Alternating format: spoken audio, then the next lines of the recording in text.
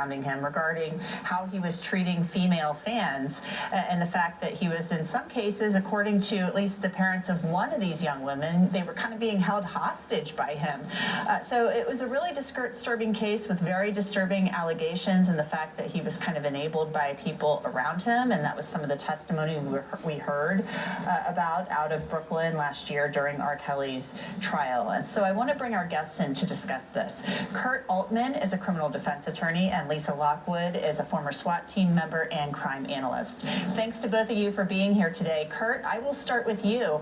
Social media is lighting up with reactions to this. There are people who believe that this sentence was just. There are also people who support R. Kelly who believe that this is wrong and that he's being vilified and that he didn't do anything wrong. So your thoughts on this 30-year sentence, Kurt?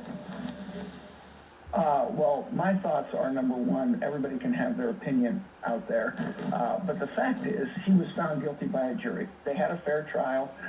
He was found guilty, and then the judge had to take that and decide on a sentence. Clearly, 30 years isn't quite as much as what I believe the government was asking for, but it's a significant amount of time, significantly more than the defense asked.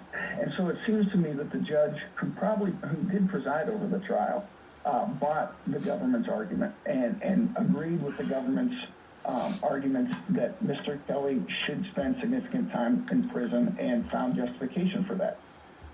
Lisa, your thoughts on the sentence? I mean, it sounded like from the testimony we heard, and obviously we didn't watch the trial because unfortunately cameras are not allowed in federal court, but there was quite a bit of testimony, and it was pretty compelling testimony, at least what we read about coming out of the federal courthouse, and we actually even had lawyers down there watching this for us. So your thoughts on the case and the sentence?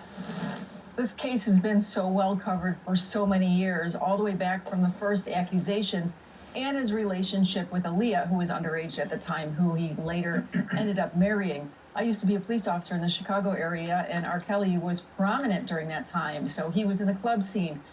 He was seen in local locations, and there was always this buzz of this entourage of young women. So to have it finally catch up with him all the way from the mid-90s, as I mentioned, to having this case go forward with a 30-year sentence. And like you said earlier, Anjanette, we still have other cases in Minnesota and also Illinois that he still has to pay the piper for, so to speak. So prosecution wanted more than 25 years. He's got 30, and I'm grateful for that. And it's not over yet. It'll be interesting to see if the feds still pursue those other cases. I mean, I believe they will. But 30 years is a really long time, especially since R. Kelly, he's 55 years old. So 30 years, that puts him at 85. I want to go back to you on that just really briefly, Lisa, because I think I recall us discussing this on the air before. The fact that you had heard about R. Kelly when you knew who he was when you were a police officer in Illinois in the 90s, you said. So was there a cloud of suspicion hanging over him as way back then, even in the 90s? I mean, we're talking, more than 22 years ago. That's right. And there's also a documentary, I think it was something along the lines of I Survived R. Kelly or something like that. So, yes, and it followed all those cases, all these women who were groomed, so to speak, women who they thought they were going to have opportunities. I should say women, young girls, opportunities in the music industry, and that was the bait, that was the lure of getting these children to go with him and get on airplanes, and parents thinking that this was their ticket to an opportunity and believed everything that he was going to deliver because he was a celebrity in that period of time. He had major hits, #1 hits, and there was a huge following. Just because he was from that Chicago area, it was more concentrated. We would hear more in local newspapers and in the media at that time that maybe wasn't nationwide fodder.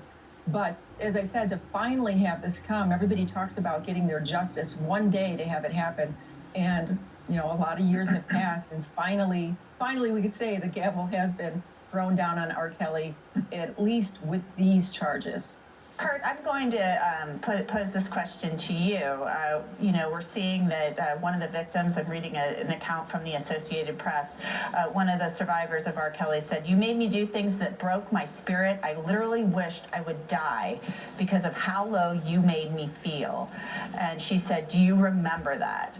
And this account says that she directly looked at R. Kelly and he kept his hands folded and his eyes downcast. Kelly did not address the court. Of course, that is his right, but he is now convicted. So, Kurt, is that the right move by R. Kelly? Should he have addressed the court and shown some type of remorse here? Well, that's always a tough call on the part of the defense lawyer, right? But it looked like in this case the writing was on the wall.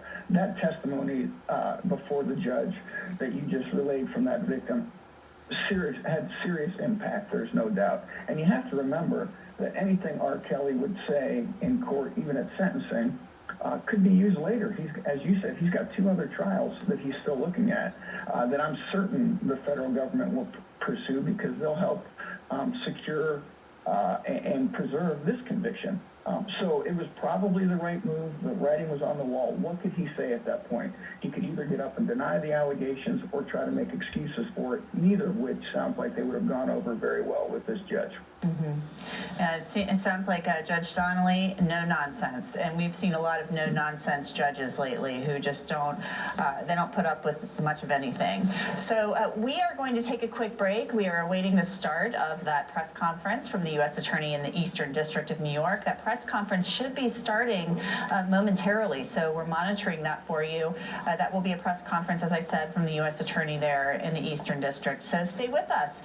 We're going to talk a little bit about the Ghislaine Maxwell sentencing and hear from some of the survivors in that case when we come back. So stay with us. You're watching the afternoon session on Law and Crime.